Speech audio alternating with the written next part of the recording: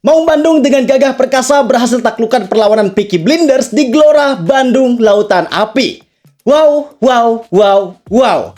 Tapi bentar, siapa ini Peaky Blinders? Bukannya Persib lawan PSM Jogja ya? Tenang dulu, ini ilmu juga nih buat kita semua. Jadi buat kalian yang belum tahu, Peaky Blinders itu merupakan mafia atau geng kriminal dari Inggris, tepatnya kota Birmingham, yang beroperasi sekitar tahun 1800-an sampai 1920-an. Mereka terkenal banget dan memang jadi salah satu sejarah penting buat negara Inggris. Nah, kenapa Peaky Blinders jadi nama samaran buat PSM Jogja? Karena para bobotoh kalau nyebut PSIM gak langsung pakai namanya. Tapi mereka pakai nama samaran yaitu Birmingham City, klub Liga 2 Inggris yang sama-sama pakai warna biru putih. Jadi emang agak mirip lah dari segi warna sama PSM Jogja. Nah, sebelum pertandingan, admin sosial media PSIM ternyata pakai julukan tersebut buat bikin cyber. Mereka bikin poster pakai tokoh yang mirip atau menggambarkan Peaky Blinders dengan ngelewatin maung yang lagi terbaring lemas. Keren banget emang kreativitas dan cyber kayak gini. Beberapa klub juga udah sering lakuin cyber, dan menurut gua hal kayak gini adalah hal yang harus dipertahankan,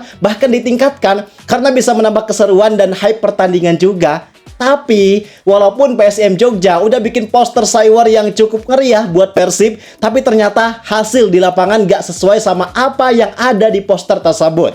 Karena dari segi kekuatan, kualitas, dan tentunya hasil, ternyata di sini Persib masih sangat unggul daripada PSIM Jogja.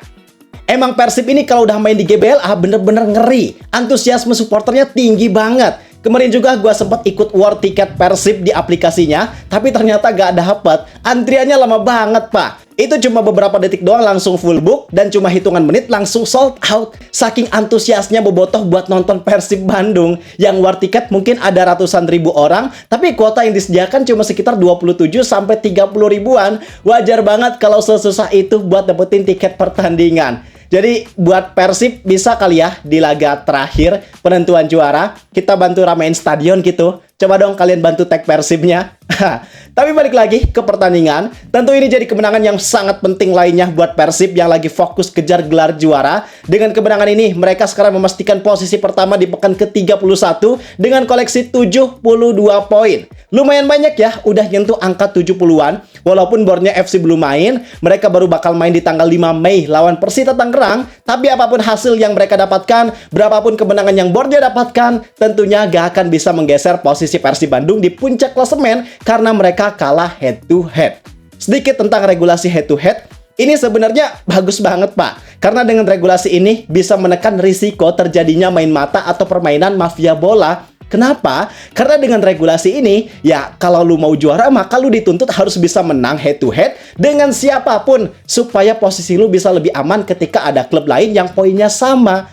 Bayangin kalau misalnya pakai selisih gol, terus di akhir musim situasinya kayak sekarang yang Persib dan Borneo punya poin yang sama, maka si mafia bola ini punya ruang yang lebih luas buat ngelancarin aksinya karena bisa kerjasama sama klub yang jadi lawan pesaingnya. Jadi regulasi yang mendahulukan perhitungan head to head ini, kalau menurut gua jadi regulasi yang sangat bagus dan sangat adil dibanding hitung selisih gol untuk diterapkan di BRI Super League.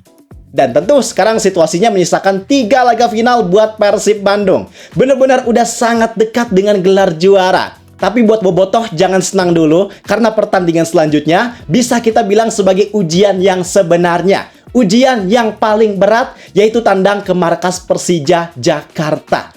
Kapan lagi kita bisa menyaksikan derby Indonesia ini dengan tensi kompetisi yang sepanas dan seseru sekarang? Karena walaupun kans buat Persija jadi juara itu cukup sulit, tapi apapun mereka pasti usahakan. Dan itu yang bikin pertandingan nanti bakal sangat seru. Bayangin, satu sisi Persib jelas walaupun ini pertandingan tandang dan menghadapi tim kuat sekelas Persija, tapi target mereka bukan imbang, melainkan kemenangan.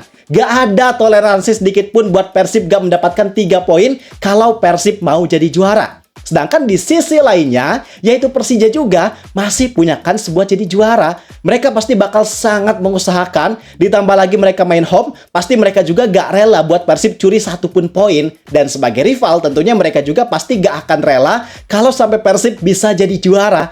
Maka, wah, ini bener-bener kalau kita membayangkan atmosfer pertandingan nanti, baik itu di dalam lapangan maupun di luar lapangan, pasti sangat panas, sangat seru, dan sangat kompetitif. Cuman, yang jadi PR besarnya sekarang adalah tentang penentuan venue pertandingan. Ini yang bahkan di timeline sosial media belakangan ini sangat rame, di mana-mana semua orang mempermasalahkan masalah ini. Jadi pertandingan Persija Jakarta versus Persib Bandung ini kan awalnya direncanakan untuk dilaksanakan di Stadion Utama Gelora Bung Karno. Cuman, ketika Panpel Persija ngurus perizinan terkait pelaksanaan pertandingan, ternyata ada satu kendala, yaitu pihak pengelola GBK nyuruh Persija buat minta izin dulu ke PSSI. Kenapa? Karena di awal Juni nanti bakal ada pertandingan FIFA Matchday Timnas Indonesia. Sebenarnya sangat wajar kalau pengelola GBK nyuruh Persija buat koordinasi dulu sama PSSI. Karena sejatinya Stadion Utama Gelora Bung Karno ini memang diprioritaskan peruntukannya untuk Timnas Indonesia. Apalagi yang sebelumnya ketika Timnas Indonesia masih main di kualifikasi Piala Dunia, waktu itu kan ada banyak masalah terkait rumput yang nggak maksimal, yang ujung-ujungnya pihak dari GBK dan PSSI juga yang kena semprotnya. Dan karena ini event internasional, maka otomatis semuanya harus ada dalam keadaan sempurna. Maka wajar kalau di sini pengelola GBK gak mau ambil risiko. Mereka sebenarnya gak ada masalah buat Persija pakai stadionnya. Cuman silakan izin dulu ke PSSI sebagai pihak yang diprioritaskan, boleh atau enggak sama merekanya. Nah, per video ini dibuat, kita belum tahu kepastiannya gimana, tapi ada kemungkinan bahwa bisa aja Persija gak bisa pakai GBK. Kalau Persija gak bisa pakai GBK, maka mau gak mau mereka harus cari alternatif stadion lain. Opsinya bisa di JIS. Tapi kalau di JIS, kemungkinan perizinannya bakal lebih ribet dan lebih sulit dikarenakan ini pertandingan yang sangat panas, terus jarak antar tribun ke lapangan itu sangat dekat. Apalagi Persib yang di laga nanti pasti gak akan ragu buat curi kemenangan dari Persija. Maka atas kondisi tersebut, memang ada risiko keamanan yang cukup tinggi. Kemudian selain JIS, ada juga opsi terakhir yaitu Stadion Iwayan Dipta Bali. Kenapa harus jauh-jauh ke Bali? Karena ini benar-benar jadi opsi terakhir kalau semuanya udah mepet. Kalau mepet, otomatis semua halnya terkait perizinan bakal lebih susah. Jadi Stadion Iwayan Dipta Bali emang udah jadi opsi yang paling pas kalau semua pihak kurang mendukung. Tapi yang jadi uniknya, ini no offense ya, kita bicara fakta yang terjadi aja di lapangan kayak gimana. Ternyata gak sedikit dari supporter Persija ini yang mengaitkan kondisi ini dengan kecurangan yang dilakukan Persib Bandung. Mereka bilang katanya Persib takut lah, dibantu sama Papa Erik lah, dan lain halnya.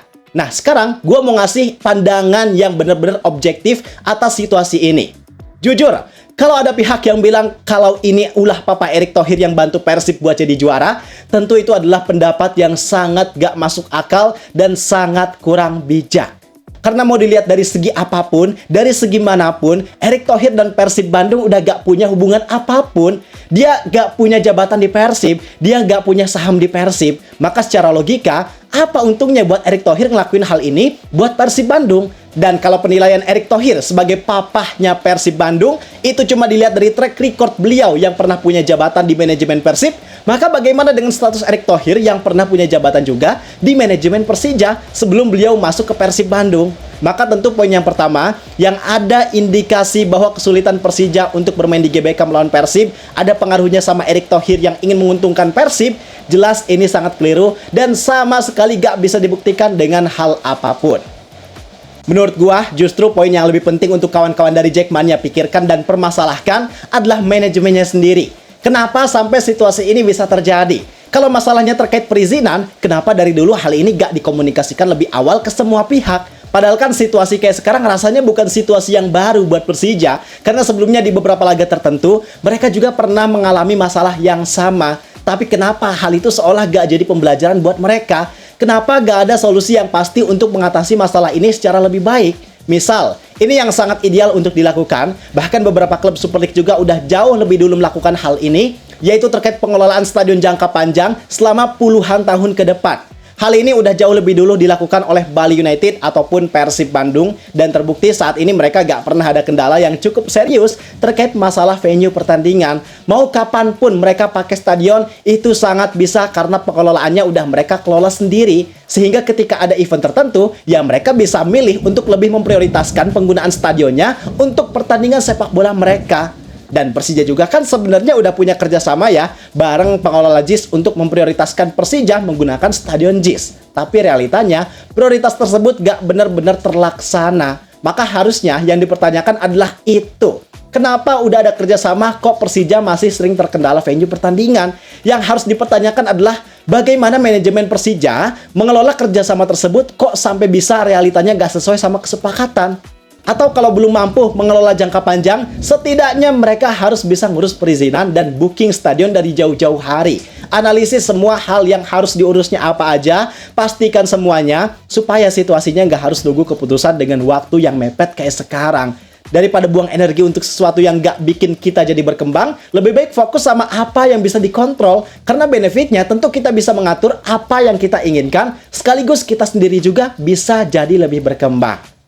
Jadi itu sih kalau saran gua ya buat pertandingan Persija Jakarta versus Persib Bandung nanti. Harapannya sih semoga pertandingan nanti bisa berjalan dengan lancar, baik, aman, kawan-kawan Jackmania bisa menikmati pertandingan di rumahnya sendiri, dan semoga semuanya juga bisa lancar dan aman terkendali.